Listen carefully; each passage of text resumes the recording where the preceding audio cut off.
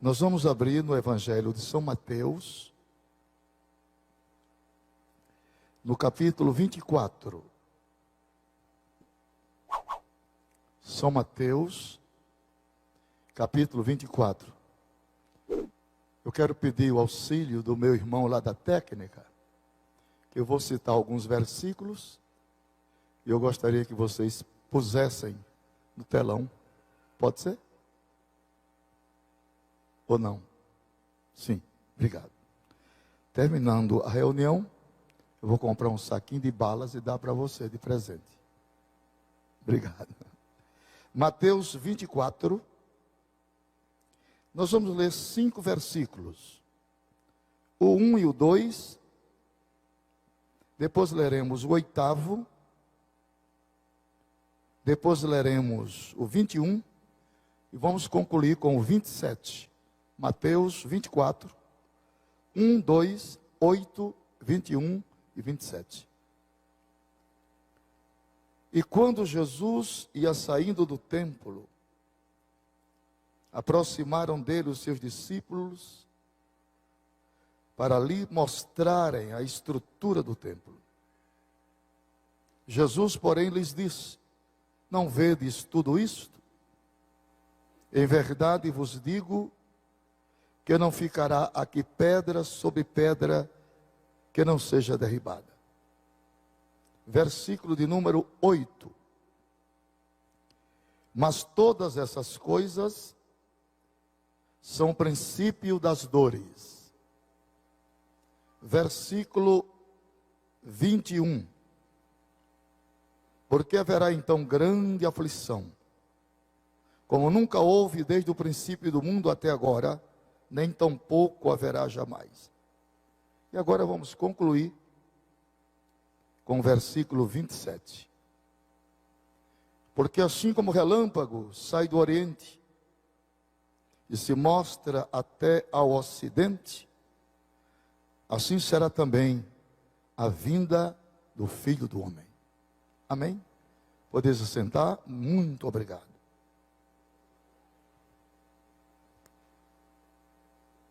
Meus irmãos, meus amigos,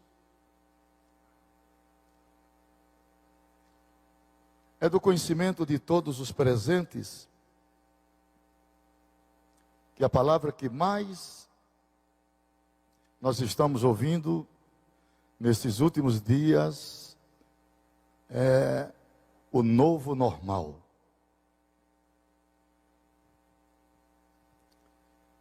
A plataforma profética decisória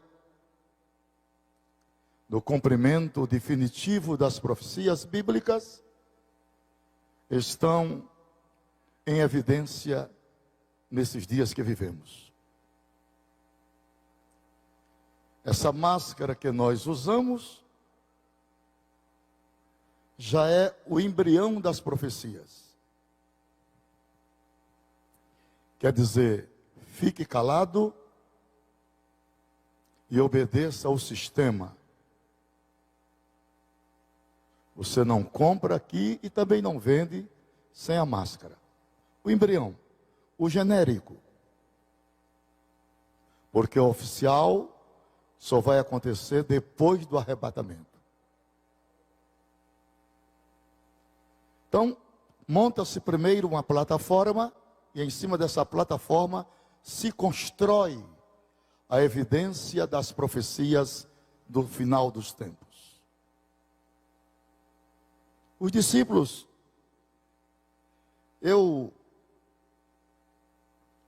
antes de ontem, eu estava lendo Mateus 24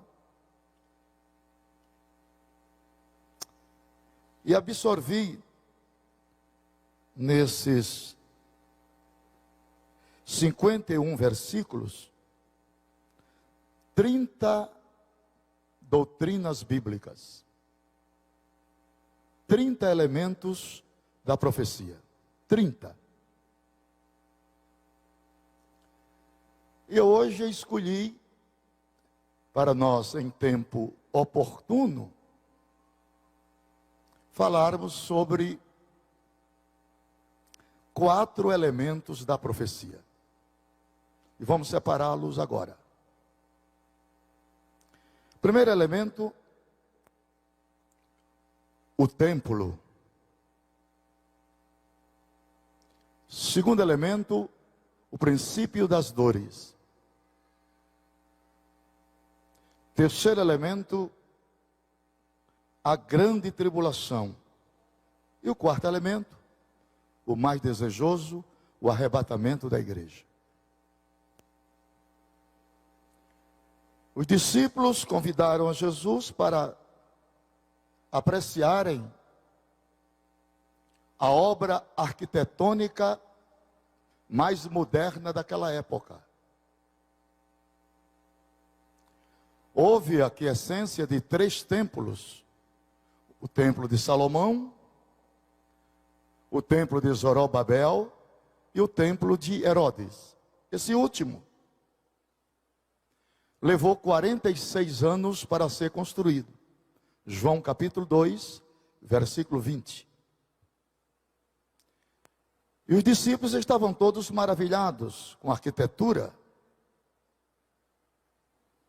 Jesus fura a bola dos discípulos e diz para eles: não vedes tudo isto? Em verdade vos digo, não ficará aqui pedra sobre pedra que não seja derribada. O interessante é que o Senhor Jesus falou isso no ano 30 da era cristã, para que a profecia tivesse o seu real cumprimento no ano 70. Nós temos aí a figura de 4 historiadores: Eusébio de Cesareia, Plínio o Moço, Flávio Josefo e o pai da história, Heródoto. Todos eles comungam entre si que a invasão a Jerusalém foi concebida por um general chamado Tito Vespasiano. E ele veio com 70.000 soldados. E o interessante é que Deus retarda o processo para cumprir a palavra. É interessante. E quando Tito chega com 70.000 soldados, ele não ataca a cidade, ele sitia a cidade.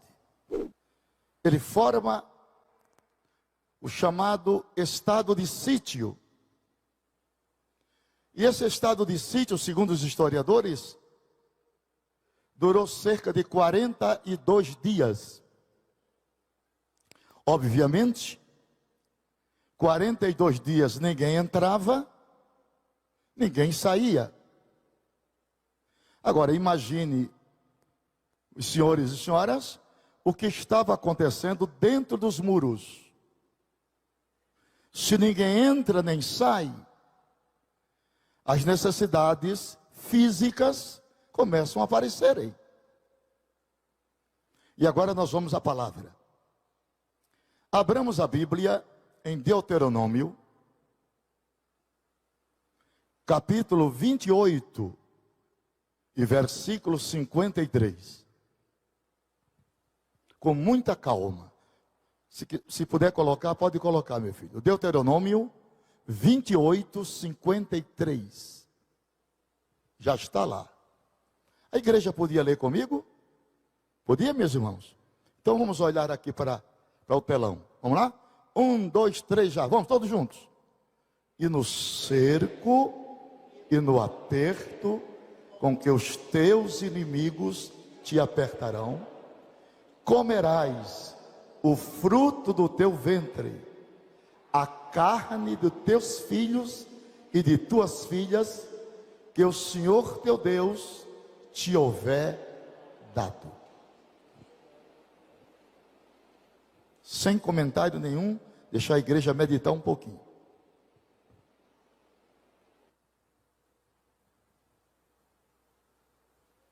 Versículo 57.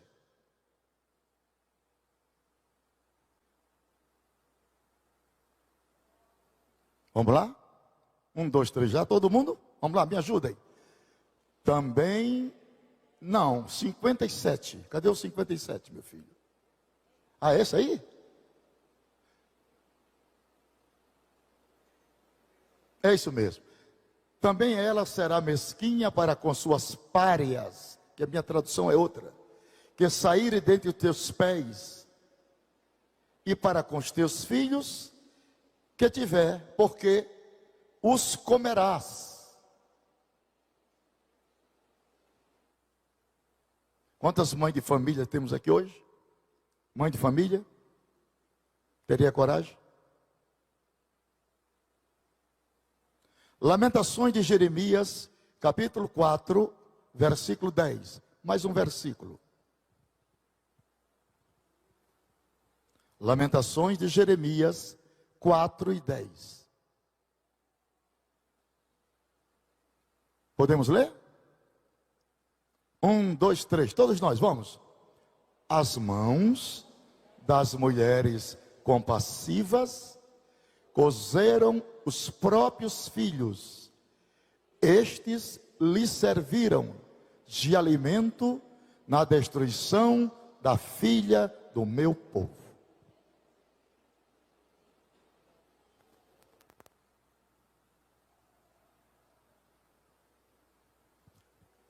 Ninguém na história bíblica, profética, doutrinária, teve mais privilégio do que Israel. Primeiro, eles andavam por vista e nós andamos por fé. Eles viram o que nós nunca vimos. Eles tocaram onde nós nunca tocamos. Não existe injustiça em Deus. Isso aqui é produto de uma semeadura. Tudo que o homem semear é livre. Isto também ceifará. Vamos aos privilégios que Israel teve. Romanos 9, 4 e 5. Romanos capítulo 9, 4 e 5. Vamos lá. Vamos aos privilégios.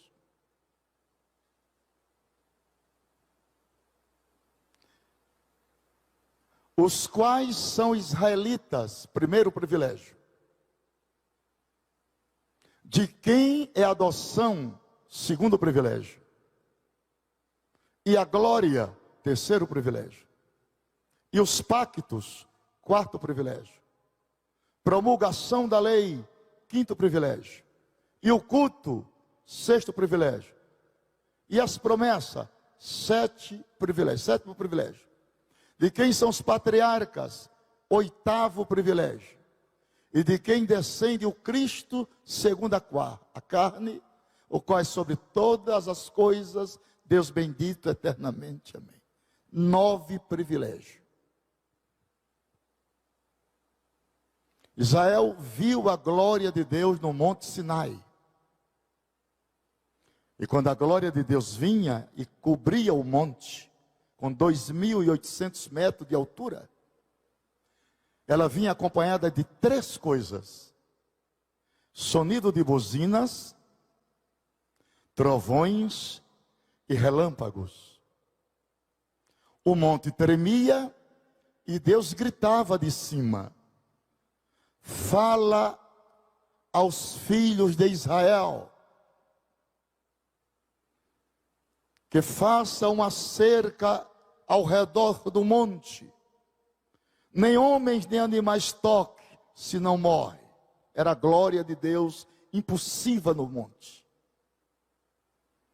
Quando a glória de Deus vinha no templo, diz a palavra, que os sacerdotes ficavam como que embriagados, não podendo nem entrar e nem sair com o peso da glória de Deus. Uma vez por ano ela vinha no Santíssimo, e o sumo sacerdote, para oferecer o sacrifício a Deus no Santíssimo, lá do tabernáculo. Diz a tradição que ele teria que ficar uma noite sem dormir, para não ter sonhos fora do propósito divino. No outro dia ele se preparava, se ataviava para entrar no Santo dos Santos. Deus estava esperando ele de cima da tampa do propiciatório. Ele teria que passar pelo altar do incenso e entrar perfumado no Santíssimo, ao som das campainhas de ouro. E quando as campainhas tocavam, as tribos em volta gritavam e diziam: o nosso sacerdote está vivo. Se parasse de tocar, o sacerdote morreu, e a tradição diz que ele era puxado por uma corda. Diz a tradição. Deus não aceitou o sacrifício. Em muitos lugares por onde eu passo, já não se ouve mais o barulho das campainhas de ouro. E essa pandemia em muitos lugares ofuscou de muita gente o fervor espiritual. Eu sou crente batizado com Espírito Santo e fogo há 52 anos. Já hoje falei em línguas estranhas.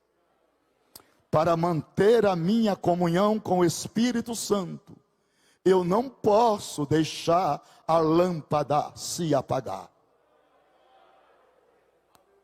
Não posso.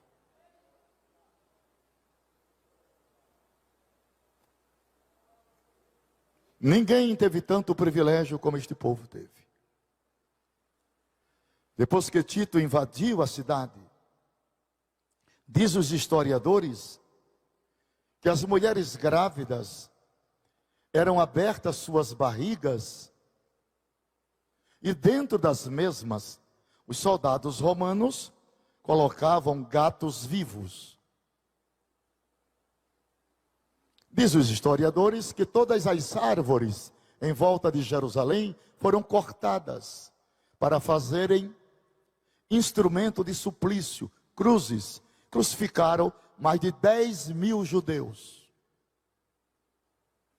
E ainda escaparam, chamado de fugitivo dentre as nações, e foram para o grupo da Gomeria, o antigo Crimeia, e fundaram o Império Mongol de Gengis Khan, e misturaram a semente.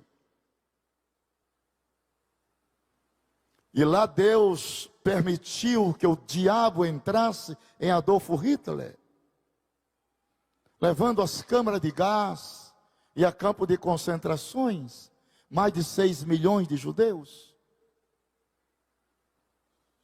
E ainda escaparam e vieram para o Recife. Abordaram no Recife no tempo da insurreição pernambucana, comandada por André Vidal de Negreiro, Henrique Dias, Felipe Camarão e Maurício de Nassau.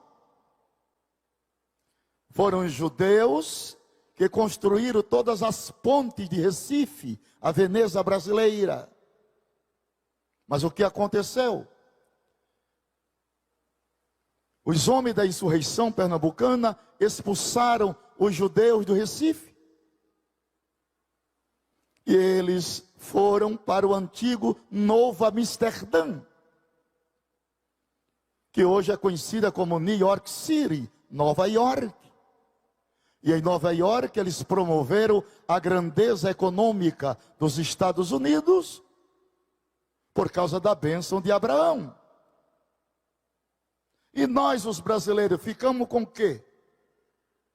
Ficamos com a idolatria dos portugueses e a feitiçaria dos africanos. Somos um país místico. Mas graças a Deus que nesse misticismo todo, Deus salvou esta multidão que está aqui esta noite. Levante as suas mãos e agradeça a Deus. Segundo ponto, princípio das dores. Isto aqui é uma metáfora. Era como se o Senhor Jesus estivesse olhando para uma mulher gestante. E segundo a ciência, uma mulher para dar à luz, ela pode sentir de 60 até 100 contrações. E eu posso afirmar nesta noite sem medo de errar. Eu estudo esse assunto há 52 anos. Nós estamos vivendo as últimas contrações da história da igreja na terra. A qualquer momento, dar-se o arrebatamento. Porém, nas entrelinhas do saber, nós temos no Brasil e no mundo uma elite de pastores e pregadores reformados que titularizam que a igreja terá que passar pela grande tribulação. Você renuncia o mundo, você renuncia o pecado, vem para a casa de Deus, deixa tudo para lá, aceita Jesus, recebe a salvação, mas tem que passar na grande tribulação.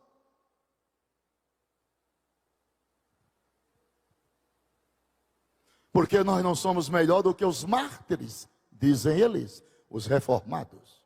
Bom, eu sou um pastor ultra-ortodoxo. Eu aprendi Bíblia com Samuel Nistro. Então eu não abdico dos princípios daquilo que eu aprendi doutrinariamente. No dizer profético da Bíblia, e eu vou mostrar agora, esta igreja não entra na grande tribulação, será arrebatada antes. Abramos a Bíblia. 2 Pedro, capítulo 2, versículos 5, 6 e 7. Vamos à Bíblia. 2 Pedro 2, 5, 6 e 7. Com bem calma, vamos ler. Olha lá.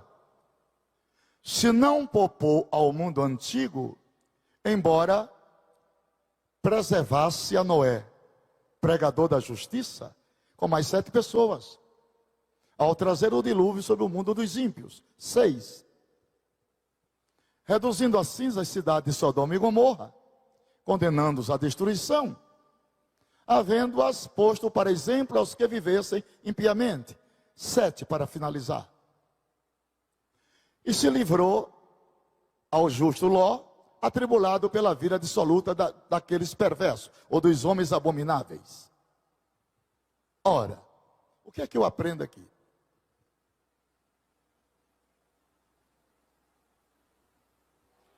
Todas as vezes que Deus vai sancionar, preste atenção, juízos coletivos, eu vou repetir a palavra. Todas as vezes que Deus vai sancionar juízos coletivos, a primeira coisa que ele faz é tirar o justo.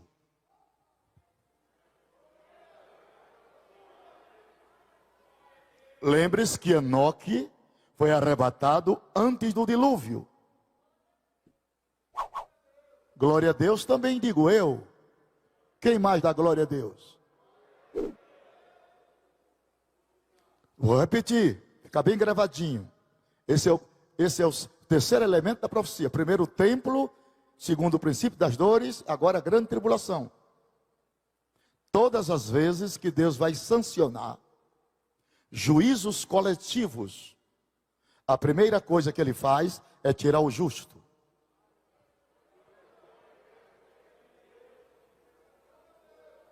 Primeiro aos Tessalonicenses 1 e 10.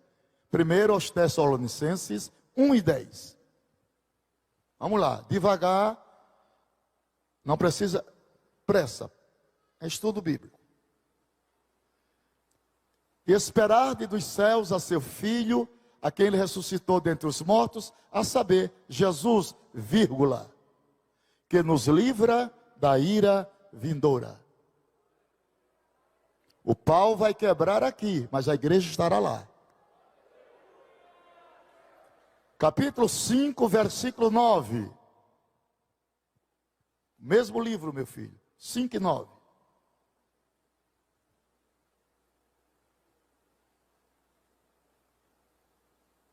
Porque Deus não nos destinou para a ira, vírgula, mas para alcançardes a salvação por nosso Senhor Jesus Cristo. Salvação ali é livramento.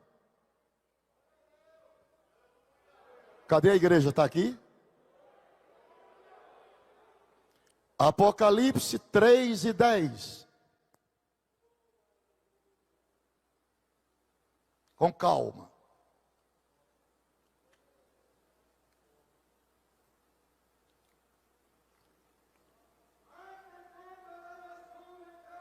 Está o Espírito Santo ali.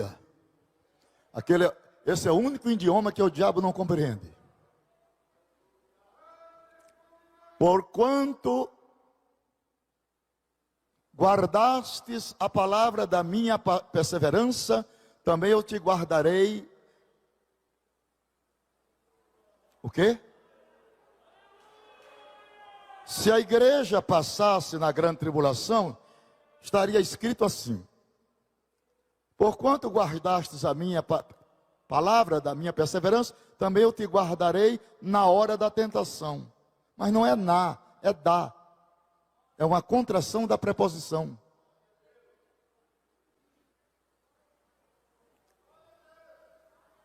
Então, as saraivas estão caindo aqui, mas a noiva já foi arrebatada. Agora, vamos ver se eu convenço vocês melhor. Vamos lá. Apocalipse tem 22 capítulos, ok? Certo? A igreja está no capítulo 1. A igreja aparece no capítulo 2. E a igreja aparece no capítulo 3. Somente. No capítulo 4, a igreja é arrebatada. No capítulo 5 de Apocalipse, é o livro da redenção e seus 7 selos. Cadê a igreja? Capítulo 6 de Apocalipse, é os 4 cavaleiros do Apocalipse. Cadê a igreja? Estou procurando ela. Capítulo 7 de Apocalipse, é os mártires na glória. Cadê a igreja? Capítulo 8 e 9 de Apocalipse, é o toque das 7 trombetas. Cadê a igreja? Capítulo 10 de Apocalipse, é o anjo com o livrinho na mão. Cadê a igreja? Capítulo 11 de Apocalipse, eu não estou apelando não, eu estou dissecando a palavra. Capítulo 11 de Apocalipse, é as 2 testemunhas. Cadê a igreja? Capítulo 12 de Apocalipse, é a mulher e o dragão. Cadê a igreja? Estou procurando. Capítulo 13 de Apocalipse, é a besta do mar e a besta da terra. Cadê a igreja? Se eu fosse você, eu dava glória, mas você não quer dar. Capítulo 14 de Apocalipse, é 144 mil selados. Cadê a igreja? Capítulo 15 de Apocalipse e 16, é as 7 salvas da ira de Deus. Cadê a igreja? Já foi, ó. Capítulo 17 de Apocalipse, é a mulher vestida de escarlate. Cadê a igreja? Toma, reformado. Capítulo 18 de Apocalipse, é as 4 vozes da queda de Babilônia. Cadê a igreja? A igreja aparece só no capítulo 19, mas nas bodas do Cordeiro.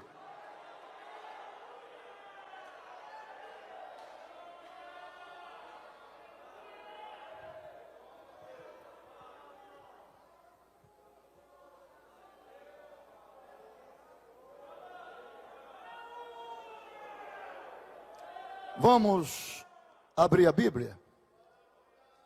Isaías capítulo 26, versículo de número 20. Isaías capítulo 26, verso 20.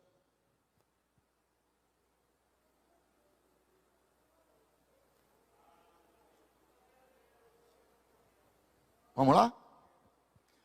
Vem, pois, povo meu, vírgula, entra nas tuas câmaras ou quartos, vírgula, fecha as tuas portas sobre ti, esconde-te só por um momento, diáspora, até que passe a indignação.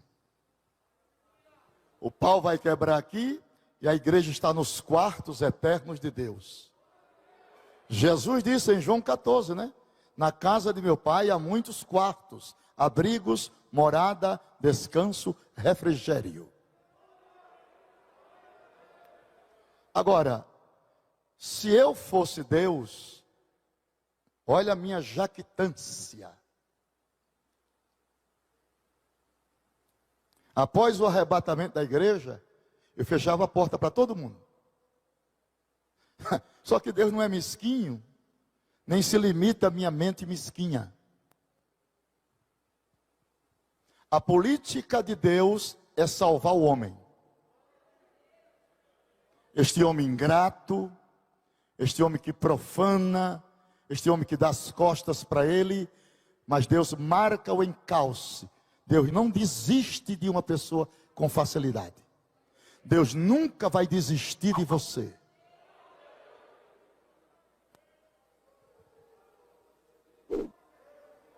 Então, se eu fosse Deus, pastor Mazinho, eu fecharia a porta. Só que Deus não sou eu. Vocês se lembram da oferta chamada oferta da remoção dos molhos?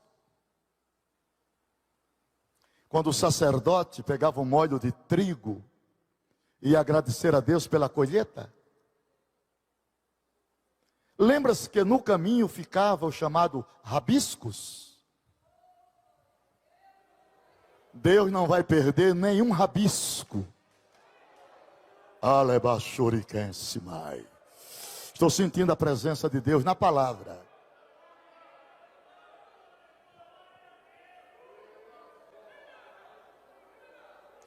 Qual é a proposta de Deus na grande tribulação se o Espírito Santo não está mais aqui?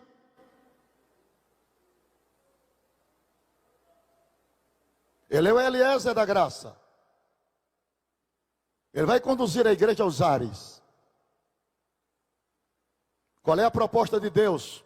Bom, primeiro, após o rapto da igreja, haverá um culto universal no planeta Terra. Parte da seguinte premissa: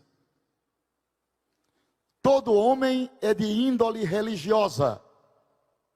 Ele precisa ter um objeto de culto. E o diabo sabe disso. Então o anticristo com o falso profeta vai levantar a imagem para adoração. Culto universal. Vamos ver o culto? Vamos ver o culto do anticristo. Vamos lá. Apocalipse 13, verso 4.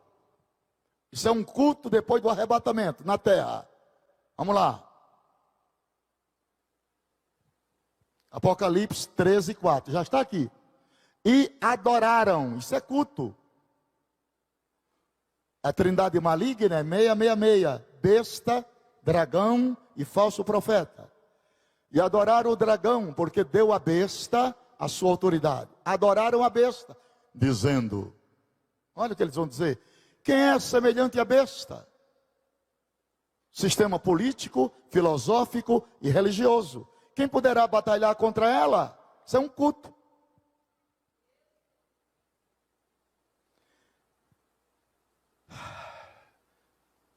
Esses que ficaram no caminho, chamado rabiscos, não vão adorar a esse sistema.